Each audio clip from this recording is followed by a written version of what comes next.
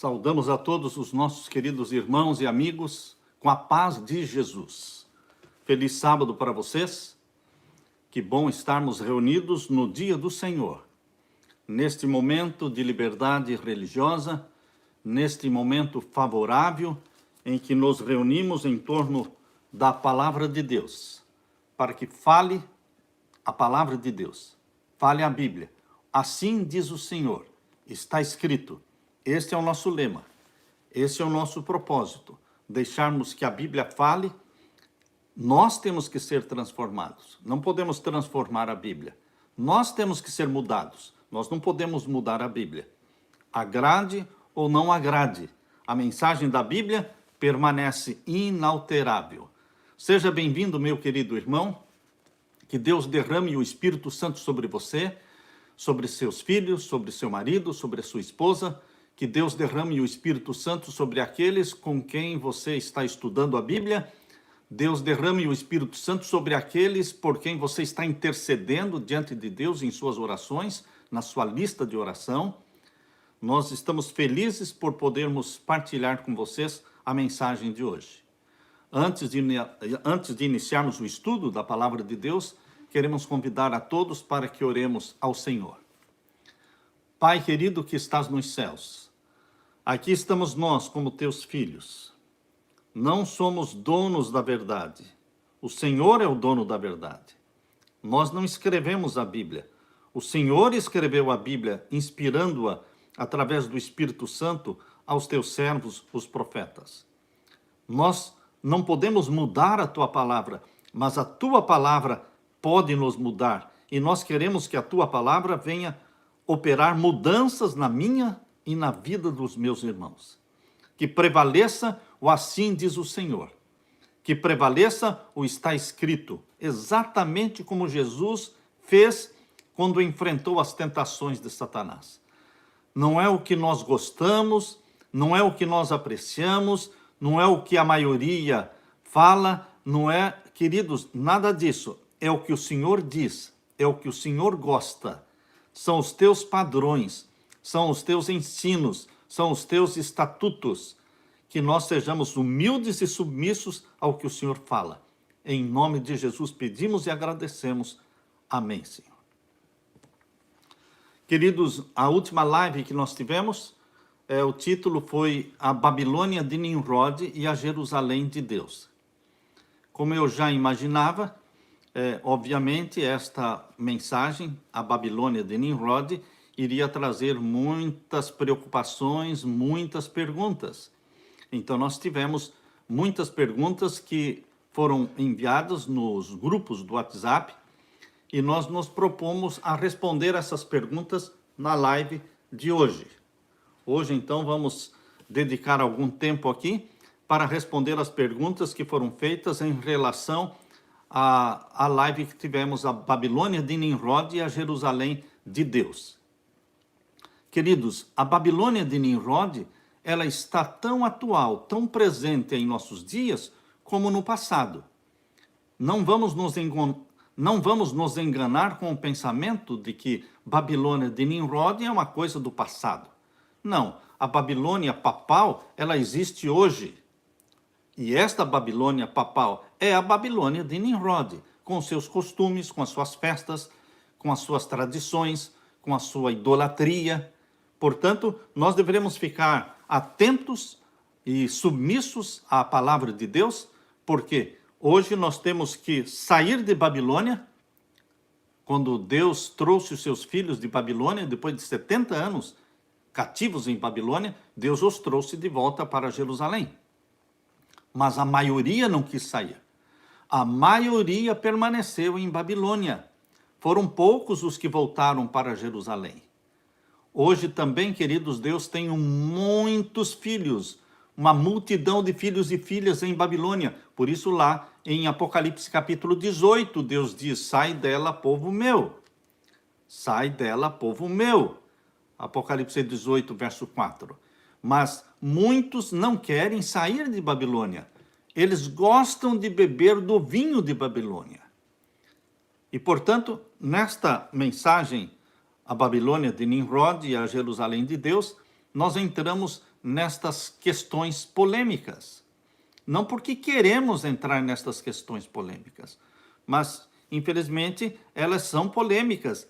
E nós temos que abordar estes textos, estes temas, e nós pedimos a orientação do Espírito Santo. Eu estou buscando a direção do Espírito Santo para a minha salvação e para a salvação dos meus irmãos. Eu não estou aqui para ganhar dinheiro, não estou aqui para ser popular, não estou aqui para agradar, eu estou aqui para fazer a vontade do meu Deus, custe o que custar. Portanto, queridos, vamos em espírito de oração, vamos em espírito de humildade, nos dedicar aos assuntos que vão ser abordados aqui hoje.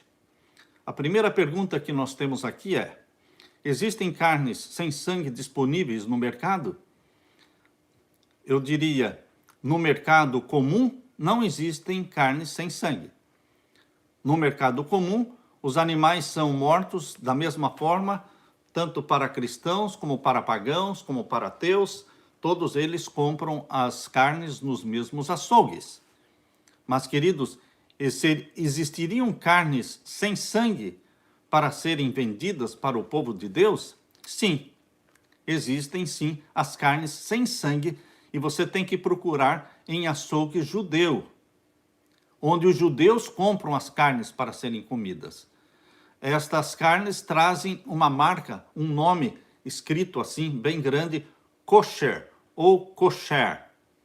Kosher ou kosher. Está escrito, esta é a palavra escrita em todos os produtos que vendem para judeus, e principalmente as carnes kosher ou kosher, são carnes sem nenhum grama de sangue e sem nenhum grama de gordura também, porque Deus, em sua palavra, proíbe tanto a gordura como também o sangue. O que Deus proíbe não é comer a carne. Deus permitiu comer a carne. Deus, depois do dilúvio, permitiu que os seus filhos comessem a carne dos animais limpos. Por isso, quando Deus deu a orientação para que os animais entrassem na arca de Noé, entraram 7 casais. Você pode observar aqui em Gênesis capítulo 7, aqui em Gênesis capítulo 7, no verso 2, diz assim: de todo animal limpo tomarás para ti 7 e 7. Então, antes do dilúvio, já existia a classificação de animais limpos e imundos. Isso já existiu desde sempre.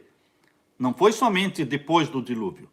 Portanto, entraram 7 casais de animais limpos, 7 e 7, macho e sua fêmea, mas dos animais que não são limpos, ou seja, que não eram para ser comidos, só 2, o macho e a fêmea. Ou seja, só um casal de animal imundo, mas 7 casais de animais limpos. Por quê? Porque Deus sabia que depois do dilúvio, os filhos de Deus iriam comer, iria fazer parte da dieta alimentar dos filhos de Deus após o dilúvio, a carne. Porém, queridos, a carne sem sangue. Este é o ponto. E sem gordura. Abra sua Bíblia, então, vamos ver aqui em Levítico. Abra sua Bíblia aqui em Levítico, capítulo 17. Aqui em Levítico, capítulo 17, nós lemos, e o verso 10 em diante: e qualquer homem da casa de Israel ou dos estrangeiros que peregrinem entre eles. Então não era somente o povo de Deus, era também aqueles que não pertenciam ao povo de Deus, mas que estavam dentro da sua casa, estavam vivendo ali como estrangeiros no meio do povo de Deus. Eles também deveriam obedecer à lei de Deus. E qualquer homem da casa de Israel ou dos estrangeiros que peregrinem entre eles, que comer algum sangue, contra aquela alma que comer sangue, eu porei a minha face e a extirparei do seu povo. O verso 12 agora: portanto tenho dito aos filhos de Israel, nenhuma alma dentre vós comerá sangue, nem o estrangeiro, ou seja, certo? Se você tem uma visita na sua casa, ele tem que viver de acordo com a lei da sua casa. Nem o estrangeiro que peregrina entre vós comerá sangue. Também qualquer homem dos filhos de Israel ou dos estrangeiros que peregrinam entre eles, que caçar caça de animal ou de ave que que se come, derramará o seu sangue e o cobrirá com pó. Verso 14. Não comereis o sangue de nenhuma carne, porque a alma de toda a carne é o sangue. Porque qualquer que o comer será extirpado. Não é uma coisa simples, queridos. Não é uma coisa simples de comer esta carne vendida no açougue. Esta carne que tem sangue. Tanto é que tem sangue que as pessoas, quando cortam a carne do churrasco, muitas vezes escorre o sangue. Quando você coloca esta carne dentro de um pirex ou dentro de uma vasilha branquinha e deixa correr a água, você vê que a água fica vermelha, porque está cheia de sangue. Não foi deixado sair o sangue todo. Quando o povo de Deus sacrificava os animais, eles deixavam sair todo o sangue e retiravam toda a gordura, porque a gordura animal é que vai entupir as suas veias. A gordura animal vai entupir as suas veias. Deus não quer que o povo seu sofra, não é, de colesterol, não quer que você também se prejudique, porque o seu corpo é o templo do Espírito Santo. Você também pode ler em Deuteronômio capítulo 14. Deuteronômio capítulo 14, aqui nós lemos. Deuteronômio capítulo 14. Aqui vamos ver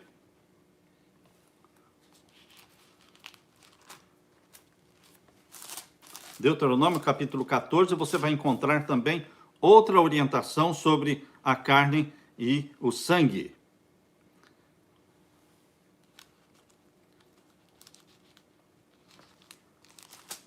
Deixe-me achar aqui os versos de Deuteronômio capítulo 14. 14, versos 23 a 25. Deuteronômio capítulo 14 e os versos 23 a 25. Aqui nós lemos. E perante o Senhor teu Deus, no lugar que escolher para ali fazer habitar o seu nome, comereis os dízimos do teu grão, do teu mosto, do teu azeite, e os primogênitos das tuas vacas e das tuas ovelhas, para que aprendas a temer ao Senhor teu Deus todos os dias.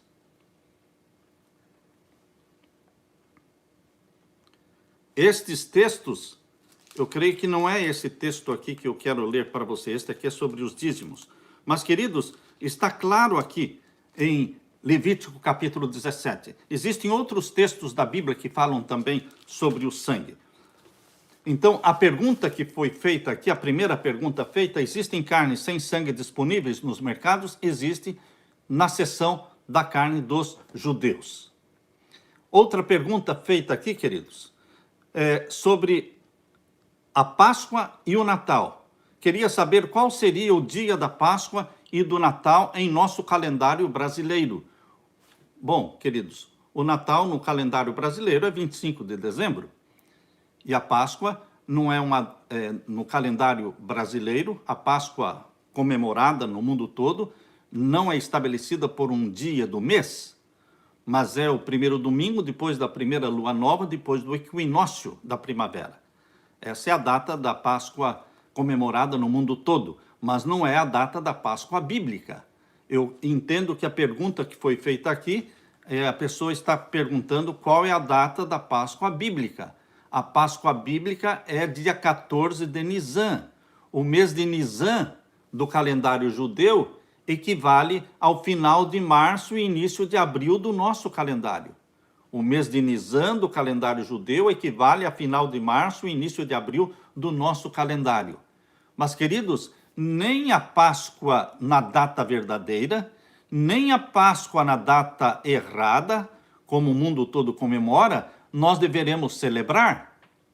Nós não celebramos a Páscoa, nós temos a ceia do Senhor. A ceia do Senhor é a festa que Jesus Cristo nos deixou para que nós lembremos da sua morte na cruz e comamos do pão, que representa o corpo de Cristo, e bebamos do vinho, do suco da vide, sem o álcool, sem a fermentação, que representa o sangue de Jesus. Ao participarmos da ceia do Senhor, com o lava-pés, nós estamos anunciando a morte do Senhor, que já ressuscitou e que vai voltar. E nós vamos comer vamos participar da ceia do Senhor com Jesus Cristo quando formos arrebatados para o céu. Então, nós não celebramos a Páscoa. A Páscoa é a Santa Ceia, a ceia do Senhor. Por que nós iríamos celebrar as festas do Antigo Testamento? Existe agora um costume, está tendo agora um novo costume em meio a muitos membros da igreja de celebrar as festas do Antigo Testamento. Queridos, as festas do Antigo Testamento, elas eram proféticas, elas se cumpriram. Então nós agora estamos com as festas do Novo Testamento. E a Páscoa do Novo Testamento é o quê? A ceia do Senhor. Tá certo? Então, os jovens, aqui temos outra pergunta. Os jovens que foram levados para a Babilônia se tornaram eunucos. Eles sofreram literalmente transformação? Sim, eles foram castrados. O eunuco é aquele homem que é castrado, ele não pode mais gerar filhos. Por isso você vai perceber, quando você lê o livro de Daniel, você percebe que ali não menciona a família de Daniel. Tudo indica que Daniel e os seus 3 companheiros foram castrados, foram feitos eunucos, porque eles viviam na casa dos eunucos. Ora, as pessoas que não eram eunucas não iam viver na casa dos eunucos. Esse era o costume dos reis daquele tempo. Aquelas pessoas que ele trazia para dentro da corte para viver bem próximos do rei, eles eram castrados, certamente para que eles não fossem tentados a se gostar ou cobiçar as mulheres do rei. Nós não sabemos as razões, mas que eles eram eunucos, isso nós não temos dúvida, porque esta é uma profecia que se cumpriu. É uma profecia que se cumpriu nos dias em que Daniel e seus companheiros foram levados para Babilônia. A próxima pergunta aqui diz: é pecado comer o chocolate no dia da Páscoa? Pode comer antes ou depois? Queridos, não vamos criar pecados, não é? Pecado é transgressão da lei. A Bíblia diz que, 1 João capítulo 3, verso 4, diz que pecado é transgressão da lei. Nós não podemos sair por aí criando pecados. Então, não vamos falar sobre é pecado ou não é pecado, é pecado ou não é pecado. Comer carne com sangue é pecado porque Deus diz que é pecado. E será extirpado do meu povo a pessoa que insistir em comer carne com sangue. Deus quer que você elimine todo o sangue da carne. E, se possível, pela graça de Deus, que você aprenda a viver sem a carne. Deus nos deixou uma verdade presente. Deus nos deixou uma verdade presente chamada de reforma da saúde, onde o conselho dado por Deus, através dos livros Conselhos sobre o Regime Elementar, através do livro Temperança, através do livro Ciência do Bom Viver, através do livro Conselhos sobre Saúde, todos estes livros dão uma orientação. Vamos viver sem os animais, ou seja, deixar os animais em paz, não vamos matá-los para comer, vamos aprender a viver sem a carne. Agora, queridos, é pecado comer a carne? Não é pecado comer a carne quando você elimina todo o sangue e toda a gordura. Obviamente, estamos falando das carnes limpas, não das carnes imundas. Então, queridos, não é pecado comer chocolate. Agora, você deve comer chocolate? Não, porque o chocolate também vicia, cria dependência, não é uma coisa saudável. Então, aqui está perguntando sobre é pecado comer chocolate no dia da Páscoa? Eu não diria é pecado, mas é recomendável? Não, não é recomendável. A próxima pergunta: a igreja também comemora as datas festivas nas datas pagãs. Como devemos proceder? Ainda bem que você não é pastor, não é? Porque se você fosse pastor, você teria que decidir se a sua igreja iria comemorar ou não. Isso você vai ter que responder diante de Deus como pastor. Agora, você não é pastor, você é um membro da igreja. Então não é você que decide, você não decide. A própria comissão da igreja também pode estudar esses assuntos. Nós vamos celebrar a Páscoa e vamos celebrar o Natal, a comissão da igreja decide. E o pastor, ele é o presidente da comissão da igreja. Agora, queridos, o que é que uma igreja deve fazer durante o período da Páscoa? E o que é que uma igreja deve fazer durante o período de dezembro, o período do Natal? muito evangelismo. É a melhor época para evangelizar. É uma estratégia evangelística fabulosa.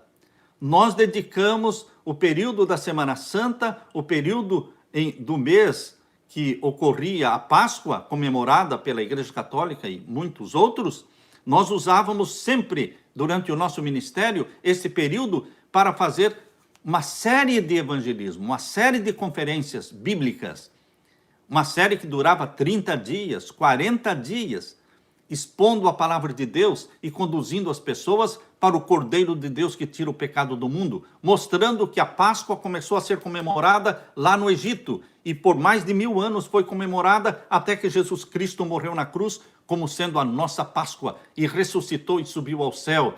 E você aceite agora Jesus Cristo como seu Salvador pessoal, ele se torna a sua Páscoa. Queridos, é o momento de nós levarmos Jesus Cristo para estas pessoas. E também, no período de dezembro, é um período ótimo para fazer evangelismo, para preparar uma cantata sobre o nascimento de Cristo e convidarmos as pessoas que estão pensando no nascimento de Jesus, convidarmos as pessoas que estão com a mente preparada para receber Jesus, e você convida estas pessoas para assistirem uma cantata, assistirem um programa na igreja. Percebam, isto é evangelismo. Não é celebrar o Natal, não é celebrar a Páscoa, mas é usar todas as oportunidades possíveis para ganhar o maior número possível de pessoas para Jesus. Agora, há muitas pessoas que celebram de fato. Bom, se elas celebram, isso é com elas, é entre elas e Deus. Você não responde por elas, eu não respondo por elas, é uma questão pessoal. Mas que deveremos realmente tirar vantagens destes períodos, não é? Destas datas para fazer evangelismo, isso nós não podemos deixar passar sem aproveitar estas datas para os evangelismos, para ganharmos o maior número de pessoas para Jesus Cristo. Aleluia! Aqui diz, estamos pecando quando comemoramos com a igreja? Outra coisa, queridos, nós não podemos criar pecados, não é? Mais uma vez estou dizendo, as pessoas perguntam, é pecado ou não é pecado? É pecado ou não é pecado? Quando você tem comunhão com Deus, quando você está buscando o batismo do Espírito Santo cada manhã na sua vida, o Espírito Santo vai dizendo para você o que agrada a Deus e o que não agrada a Deus. E você vai se abstendo de algumas coisas, sem criticar. Porque se você se abstém de celebrar o Natal, você se abstém de comemorar a Páscoa e você fica criticando os outros, que vantagem existe nisso? Você está pecando porque você está criticando. Você não é o padrão para ninguém, eu não sou o padrão para ninguém. Cada um deve buscar na sua comunhão com Deus. Então, queridos, não criticar. Se a igreja quiser celebrar, se a igreja quiser colocar lá a árvore de Natal e realmente fazer uma festa, enfim, queridos, vocês não podem, eu não devo criticar. Mas, na minha casa, eu vou fazer? Não, na minha casa eu não vou fazer. Deus já me convenceu para não fazer, mas não critico os meus irmãos. Próxima pergunta. Pastor Samuel, e os amigos de Daniel, que não comeram carne? Eles não comeram carne só durante aqueles 10 dias? Ou eles continuaram sem comer carne? Uma boa pergunta, irmãos. Lembrem-se, no Antigo Testamento não existia vegetarianismo. O que, pastor? Isso mesmo. Anote bem isso. No Antigo Testamento não existia vegetarianismo. O vegetarianismo faz parte da reforma da saúde. É uma verdade presente. Verdade presente é uma verdade para hoje que não era para 200 anos atrás. Uma verdade presente é uma verdade presente para os nossos dias que não existia no Antigo Testamento. No Antigo Testamento, os sacerdotes de Deus eram obrigados a comer a carne. Porque parte daqueles sacrifícios que eram feitos no santuário terrestre, o sacerdote tinha que comer a carne daqueles sacrifícios. E o povo também tinha que comer a carne. queira ou não queira, se você vivesse no tempo do Antigo Testamento, você quisesse ou não quisesse, você teria que comer a carne. Por quê? Porque era a festa da Páscoa. Mesmo que você não comesse carne em nenhum outro dia do ano, mas no dia da Páscoa você teria que comer da carne do cordeiro assada. A carne assada do cordeiro. Se você não comesse, você não faria parte do povo de Deus. Portanto, o vegetarianismo é uma verdade presente para os nossos dias, porque Deus, que conhece o fim desde o princípio, já sabia em que situação estariam os animais em nossos dias. E que situação de doenças, de contaminações estariam os seres, os animais em nossos dias. Por isso Deus disse para o seu povo evitar a carne, deixar os animais em paz. Essa é a verdade presente, que pertence à reforma da saúde. Mas Daniel e os seus companheiros, eles foram testados por 10 dias, não só 10 dias, mas foram 3 anos. Aqui em Daniel fala que foram 3 anos. Abra sua Bíblia aí em Daniel capítulo 1. Daniel capítulo 1 fala dos 3 anos. Capítulo 1 e o verso 5. E o rei lhes determinou a ração de cada dia, da porção do manjar do rei e do vinho que ele bebia, e que assim fossem criados por 3 anos, para que no fim deles pudessem estar diante do rei. Então, Daniel pediu que ele fizesse um teste de 10 dias. Aqui está, no verso 12. No verso 12, experimenta, peço-te, os teus servos 10 dias. Então, 10 dias foi o teste para mostrar para aquele chefe que estava responsável em trazer os alimentos para Daniel e seus companheiros, para que em 10 dias ele visse que eles estavam bem, estavam mais vistosos, mais corados do que os outros. Mas, na realidade, o plano do rei foram 3 anos. Agora, fora deste período, Daniel comia carne? Comia carne, porque ele fazia parte do povo de Deus. Logicamente, em todo ano, no mínimo no dia da Páscoa, eles deveriam comer a carne do cordeiro, ok? Então não existia este sistema de vegetarianismo ainda no Antigo Testamento. Aqui temos outra pergunta. Gostaria de saber onde encontrar as passagens que comprovam as 2 invasões de Nabucodonosor em Jerusalém. Queridos, a primeira invasão, o primeiro cerco de Jerusalém o primeiro cerco foi feito por Nabucodonosor no ano 605. Isso está aqui em Daniel capítulo 1. Nesse período aqui de Daniel capítulo 1, quando ele cercou Jerusalém e levou 3.023 pessoas, 3.023 judeus foram levados para Babilônia em 605. E aqui foram Daniel e os seus três companheiros, nesse período, mencionado aqui em Daniel capítulo 1, verso 1 e verso 2. E as outras 2 vezes, em 597, o rei de Babilônia levou 830 judeus. Isso está em 2 Reis, capítulo 24, versos 8 ao verso 14. Foi no tempo do rei Joaquim. E nesta segunda leva, foi levado também o profeta Ezequiel. Na terceira leva, que foi a última, foi 586, quando finalmente o templo foi destruído. O templo só foi destruído na terceira leva, em 586, no tempo do rei Zedequias. E isto está em 2 Reis, capítulo 25. Portanto, aí estão as 3 ocasiões em que Babilônia cercou Jerusalém e levou cativos para Babilônia. Próxima pergunta. A mensagem de saúde tem algo relacionado com as mensagens angélicas? As 3 mensagens angélicas têm alguma relação com a mensagem de saúde? Sim. A serva de Deus menciona que a mensagem de saúde, a reforma da saúde, está intimamente relacionada à terceira mensagem angélica.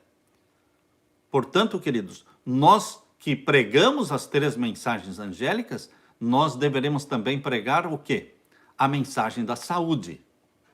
É interessante que as pessoas que não gostam, os pregadores que não gostam de pregar as mensagens de saúde, também não gostam de pregar as 3 mensagens angélicas. Parece que quando um pregador, um filho de Deus, ama a mensagem, as 3 mensagens angélicas, ele também ama a mensagem de saúde. As coisas estão juntas. A reforma e o reavivamento estão juntos. Uma outra pergunta. Não tenho condições de ser completamente vegetariano. Posso continuar com ovo, ser ovo lacto-vegetariano? Sim, queridos. Ninguém impõe nada sobre ninguém. Sinta-se livre para fazer a sua experiência, fazer os seus planos com Deus, sem interferência de outros, sem pressão de ninguém. Você pode escolher ovos caipiras, ou seja, ovos orgânicos, que não sejam esses. Você pode encontrar facilmente ovos caipiras ou ovos orgânicos e pode continuar usando. E você faz a sua mudança, a sua transição para o vegetarianismo da melhor forma ou no processo de tempo que você precisar.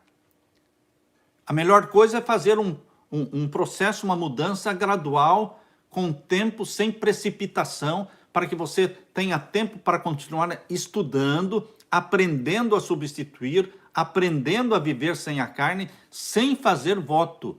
Por favor, meu querido irmão, não faça voto. De hoje em diante, eu nunca mais vou comer carne. Para que fazer voto? Você pode orar a Deus. Ó Senhor, eu tenho vontade, eu tenho meu desejo, é viver sem as carnes. O Senhor me ajude a aprender a viver sem os alimentos carnos. Me ajude. E então você vai lendo, você vai estudando, porque não depende só de você.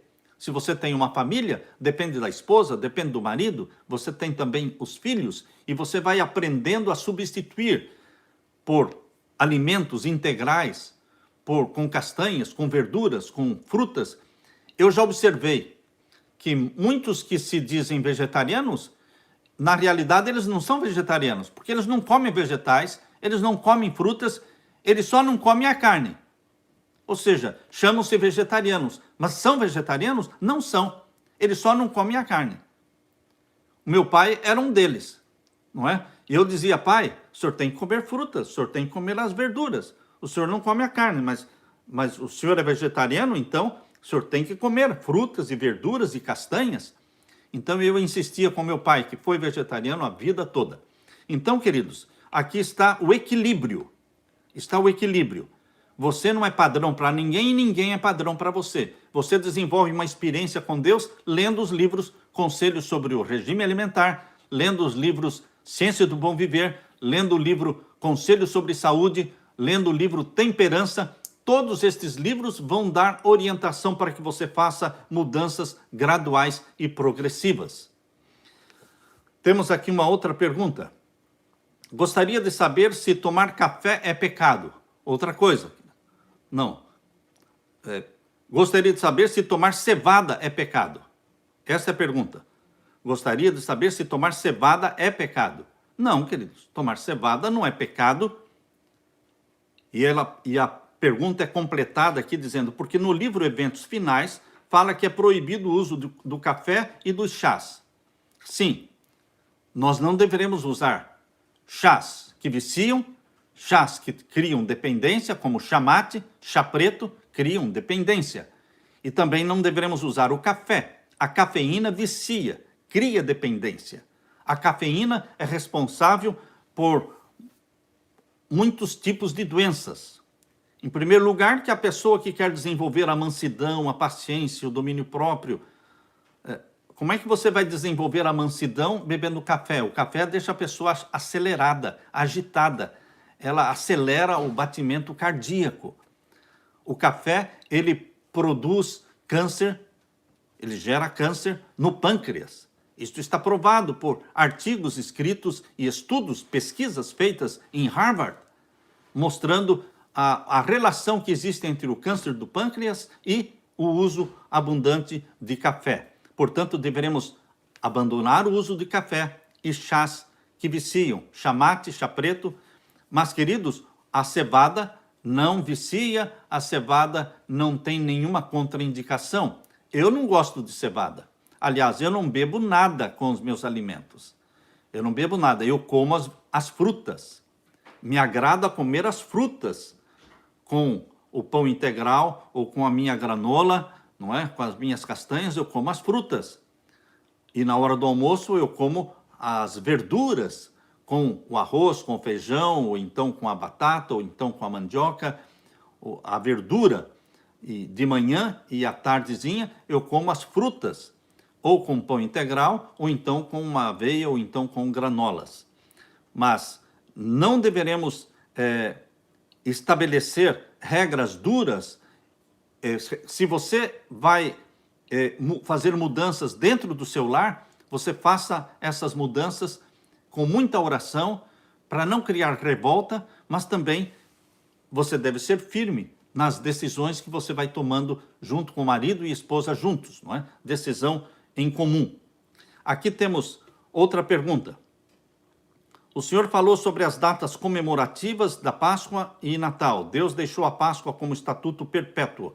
No que se refere ao Natal, a própria irmã White diz que devemos comemorar o Natal e orienta até a fazer árvore de Natal dentro da igreja. O que o senhor diz sobre isso? Eu não falo nada. Eu não falo nada, eu só não faço.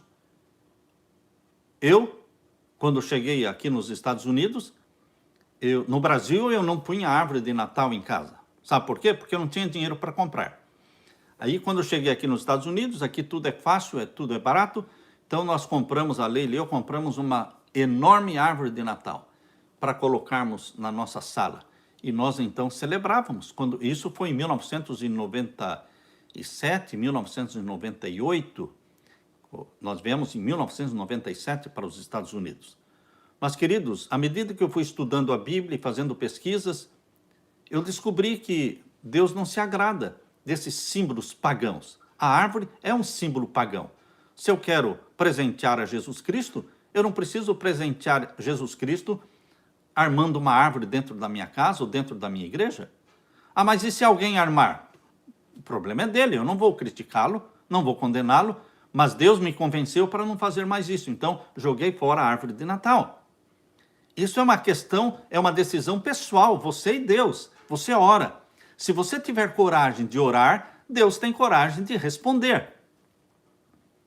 Eu tenho uma amiga que ela não gostou, quando ela ouviu eu falar sobre isso, ela não gostou, mas ela ficou orando. E ela ficou orando e Deus deu um sonho para ela, dizendo que ela tinha um ídolo dentro da sua casa. E ela não sabia o que era aquilo. E a segunda vez ela teve o mesmo sonho, Deus dizendo que ela tinha um ídolo dentro de casa. E um dia, quando ela subiu ao sótão, no sótão da casa, e quando ela estava saindo do sótão, ela olhou para o lado esquerdo e viu ali a árvore de Natal que ela guardava ali, só armava no período do Natal. E no restante do ano, esta árvore ficava guardada no sótão da casa. Então ela olhou aquela árvore e falou, não, isso não tem nada a ver. E desceu. Mas a mente dela continuou acusando, você tem um ídolo dentro de casa. E, queridos, enquanto ela não subiu lá no sótão, pegou aquela árvore e jogou, ela teve 3 vezes o sonho. Somente depois que ela jogou fora a árvore, que ela sentiu paz. Mas por quê? Porque ela estava orando sobre isso. Ela estava orando pedindo a orientação de Deus. Então, queridos, é uma questão de oração. Não criticar ninguém, não critica ninguém. Se eu vou na casa de uma pessoa e lá está uma grande árvore de Natal com os presentes, o que eu falo? Eu não falo nada, fico quietinho. É uma questão pessoal, é uma questão espiritual. E é o Espírito Santo que vai convencendo a você e a mim. E se na minha igreja, se na sua igreja eles fazem, você também não critica. Você também não critica. Agora, se as pessoas perguntarem para você, você fala. A gente só responde quando as pessoas perguntam. Se as pessoas não perguntarem, a gente não fala nada. Aqui tem outra pergunta, queridos. É uma pessoa do Paraguai falando, eu tenho uma consulta. nós aqui no Paraguai tomamos o tereré. Eu não sei o que é tereré. Todos os dias tomamos tereré. É feito de erva e remédio. Temos que parar de tomar? Eu não conheço o tereré. Então eu não posso falar nada sobre o tereré. Mas você que bebe, você que usa o tereré, você deve saber se ele cria dependência ou não. Se ele criar dependência, ou seja, se ele vicia ou não. Se ele tem cafeína ou não. Então, se você descobrir que ele vicia, se você para de tomar e sente dor de cabeça, se você para de tomar e você fica ansioso, então porque ele cria dependência. Então, deve-se deixar de usar. Nós não deveremos usar nada que crie dependência e que nos vicie. Outra pergunta. Nós temos aqui dezenas de perguntas, todas elas sobre Páscoa e Natal. Nós não vamos responder todas porque já respondemos sobre este assunto, tá certo? Uma outra pergunta aqui. Por que devemos descartar coisas escritas nos livros apócrifos? No livro apócrifo de Enoque, só que na própria Bíblia menciona Enoque. Mas, queridos, não confundam.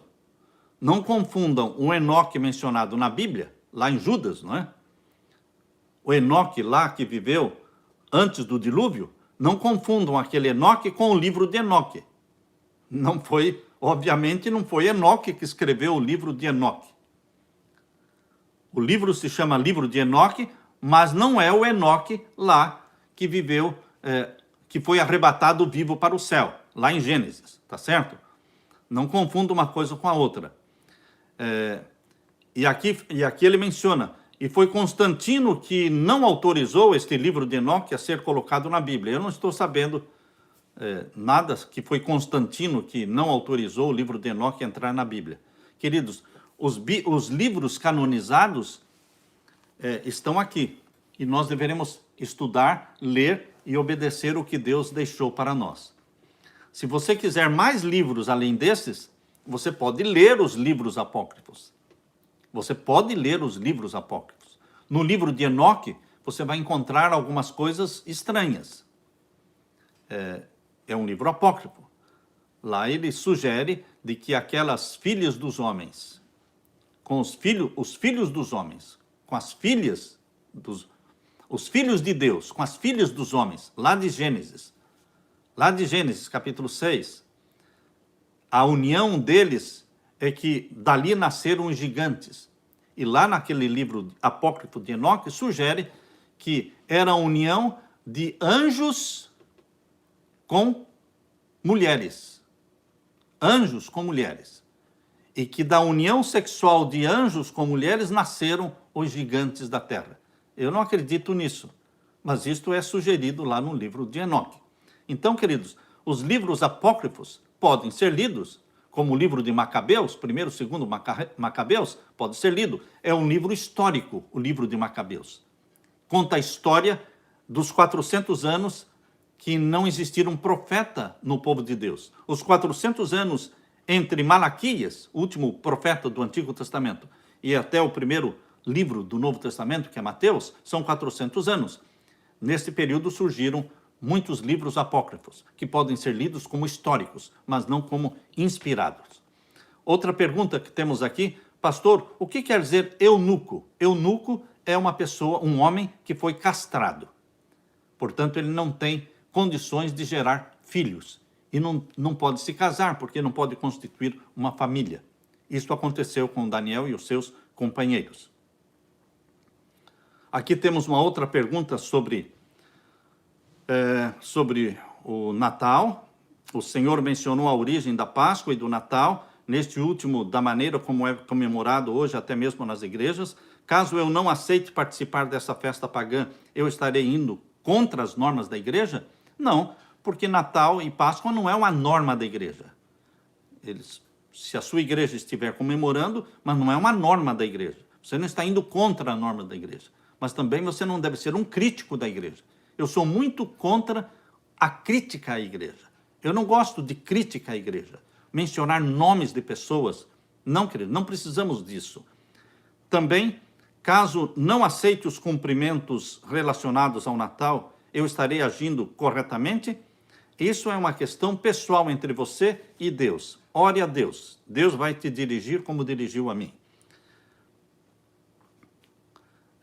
Aqui temos mais uma pergunta, Pastor Samuel. Baseado na live sobre os alimentos, alguns dos nossos pastores falam que não é ponto de salvação, mas será de perdição?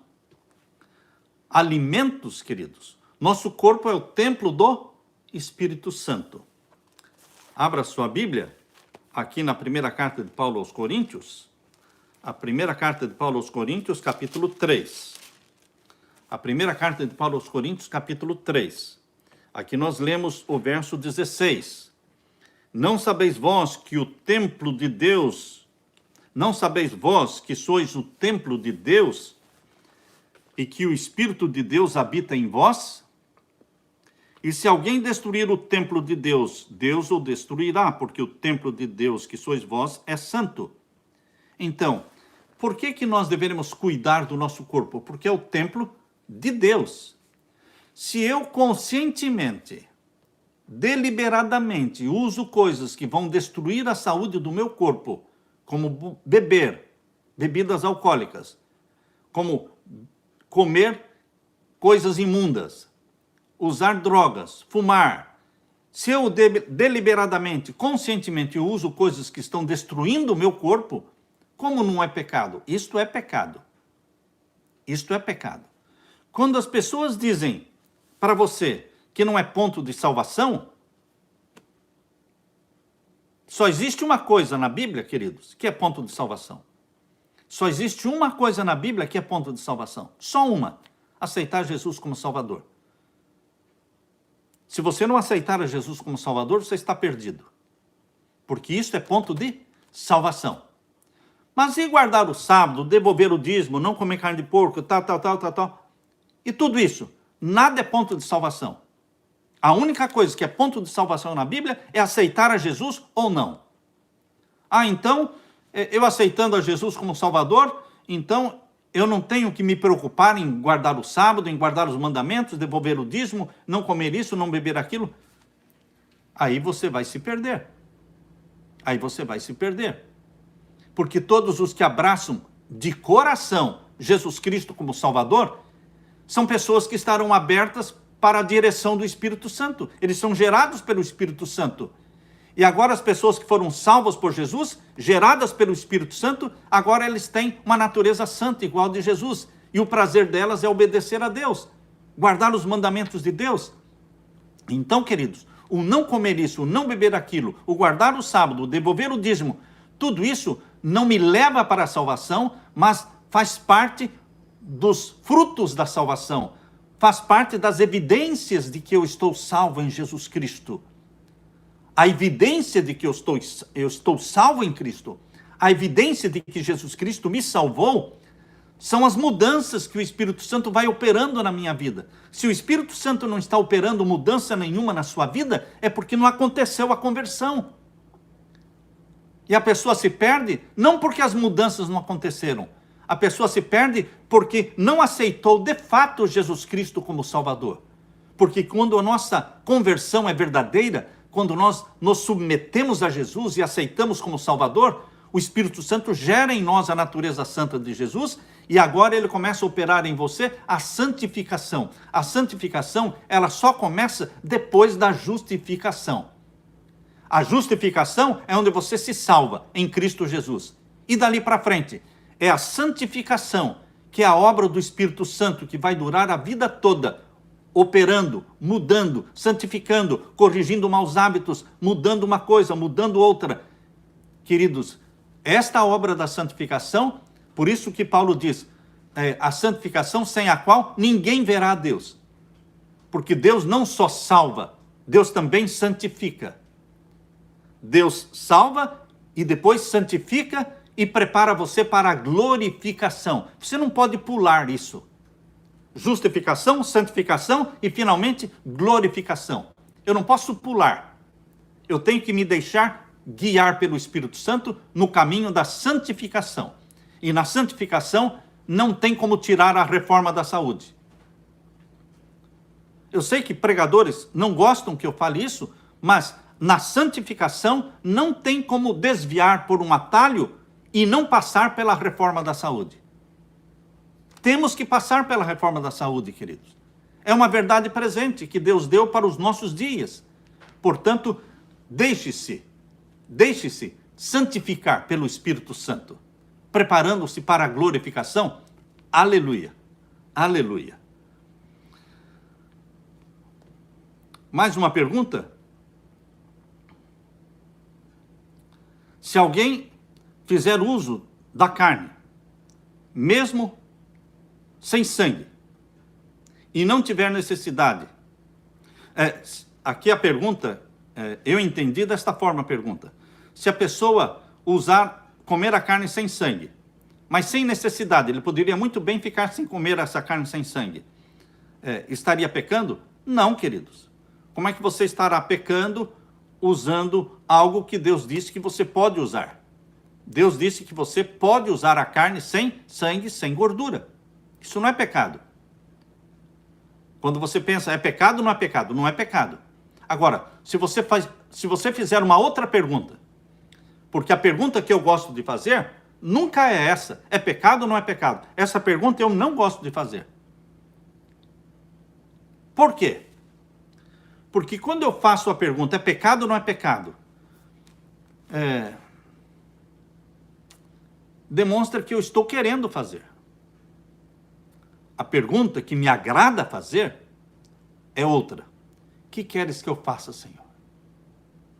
Eu nunca pergunto, é pecado? Não é pecado.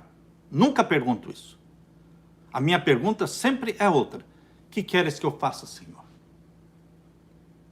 Qual é a tua vontade para a minha vida? O Senhor manda, eu estou aqui para obedecer. O Senhor é o Senhor da minha vida, eu sou servo. Derrama sobre mim o Espírito Santo e mostra-me como agir. Qual é o ideal? Qual é o ideal que o Senhor tem para a minha vida? Eu não quero que o Senhor baixe o padrão. Eu quero que o Senhor me eleve ao padrão que o Senhor estabeleceu. Então, queridos, esta pergunta é pecado ou não é pecado? Não faz sentido. Porque nós estamos num outro nível de fazer a vontade de Deus. E o Espírito Santo vai nos revelar o que agrada a Deus e o que não agrada. Deus quer que você volte ao regime original de se alimentar de frutas, de verduras, de castanhas, de nozes, de alimentos integrais, de uso abundante de água. Deus quer, é a vontade de Deus. Agora, se você pergunta, é pecado comer a carne sem sangue? Não. A carne sem sangue não é pecado comer. Mas Deus deseja que você aprenda a viver sem ela? Sim, Deus deseja. Aleluia. Este é o ideal, este é o plano de Deus. Outra pergunta. Eu queria saber sobre o ovo. E queria saber se são só frutas e verduras que dão semente e que devem ser comidos no plano ideal de Deus. Tudo que vem da semente, ou ervas, ou frutas, enfim, queridos, tudo que Deus criou para ser comido. E ovo, nós já falamos que o ovo orgânico, o ovo caipira, você pode continuar usando dentro da sua consciência. Se a sua mente diz, não, é hora de eu parar de usar o ovo, você toma a sua decisão. Mas você não impõe isso sobre ninguém. Outra pergunta. Outra vez aqui sobre Páscoa e Natal, já respondemos sobre isso. Outra pergunta. Gosto muito das profecias de Daniel e Apocalipse explicadas. E gosto de postar nos grupos, mas o pastor do meu distrito me proibiu de ver e de compartilhar no grupo da igreja estes vídeos do pastor Samuel. E um outro irmão foi expulso do grupo porque estava compartilhando os vídeos do senhor, pastor Samuel Ramos. O senhor tem algum argumento que possa nos dizer alguma coisa? O que eu vou falar, irmãos? O que eu vou falar de um pastor, de um líder que proíbe você de assistir os meus vídeos? Onde está a liberdade de consciência? onde está a liberdade de religião?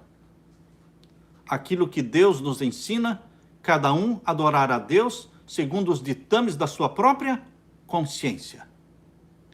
O Estado não pode impor sobre você uma religião. A igreja não pode impor sobre você uma religião. A liberdade de consciência, de cada um adorar a Deus segundo os ditames da sua própria consciência, esse princípio é sagrado e tem que ser respeitado pelo Vaticano, tem que ser respeitado pela igreja, tem que ser respeitado pelo pastor. Todos temos que respeitar. Portanto, você assiste os sermões que você quer assistir. Você compartilha aquilo que você quer compartilhar. Se as pessoas do grupo não querem que você compartilhe, então você respeita. Você vai compartilhar, você não vai dar pão para quem não quer pão. Você não vai dar pérolas para aqueles que não querem pérolas. Você não força nada. Mas você também não se deixa pressionar. Não aceite pressão sobre você, seja de quem for. Seja uma pessoa que adora a Deus segundo os ditames da sua consciência. Você lê a Bíblia e o Espírito Santo que inspirou a Bíblia também o ilumina ao ler a Bíblia. Você não precisa que alguém explique a Bíblia para você. Você não precisa que alguém diga o certo e o errado para você, porque você tem a Bíblia e você tem o Espírito Santo para iluminá-lo. Louvado seja Deus, porque é assim que funciona. Louvado seja Deus. Aqui uma outra pergunta. Eu gostaria muito de entender se Nimrod casou com a própria mãe. Essa é uma tradição, a Bíblia não fala isso. Mas a tradição diz que Nimrod casou-se com Semíramis, e Semíramis era também a mãe dele. Ele era ímpio, ele era uma pessoa profana. Por isso, não é de admirar que ele tenha casado com a própria mãe. Uma última pergunta aqui, queridos. Ellen White profetizou que Satanás iria tomar o fruto da vide e o trigo tornar o fruto da vide e o trigo em venenos. Verdade, isso mesmo. Satanás transformou o fruto da vide, ou seja, a uva, em veneno, transformou o trigo em veneno. Como? Porque ele transforma a uva em vinho alcoolizado, que embebeda. E nós não podemos usar o vinho alcoolizado. Vem da uva, mas é a uva fermentada. Nós não podemos usar o vinho fermentado. E por que o trigo? Porque o trigo também pode ser fermentado e dali eles podem produzir o quê? Whisky. Pode produzir bebidas alcoólicas. E nós não vamos usar o veneno que vem do trigo. Nós não vamos usar o veneno que vem da uva, mas nós vamos usar a uva. Nós vamos usar o trigo. E aqui fala, mas os trigos, e aqui a pergunta diz, mas o trigo passou por uma mutação genética, mas tem o trigo não modificado? Você paga mais caro, mas você compra o trigo no GMO, ou seja, não geneticamente modificado. Se você tem preferência por isso. Mas, queridos, se você não achar o trigo não modificado, não geneticamente modificado, e usar o trigo que todo mundo está usando, você também não está pecando.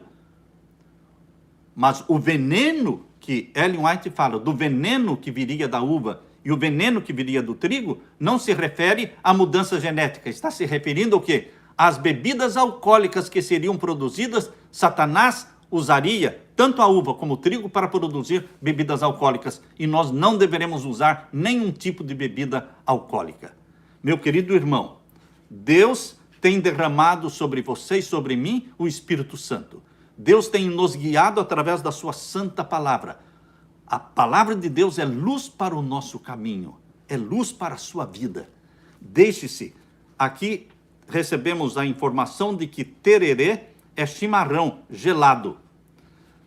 Sobre esta pergunta que foi feita sobre o tererê, ou tereré, não sei, diz que é o chimarrão gelado. O chimarrão vicia, irmãos. O chimarrão usado no Paraguai, usado no Rio Grande do Sul, ele vicia, ele cria dependência. Nós deveremos também nos abster de tudo isso. Que Deus te ajude, meu querido irmão.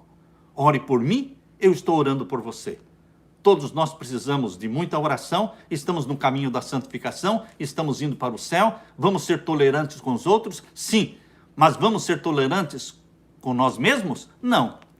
Eu tenho que ser tolerante com os outros, óbvio, mas eu não posso ser tolerante comigo mesmo. Comigo eu uso de maior rigidez, com os outros eu uso de maior tolerância, orando uns pelos outros, orando pelos nossos filhos. Vamos preparar o nosso lar para a volta de Jesus. Consagre-se juntamente com a esposa e os filhos, consagre-se a Jesus Cristo.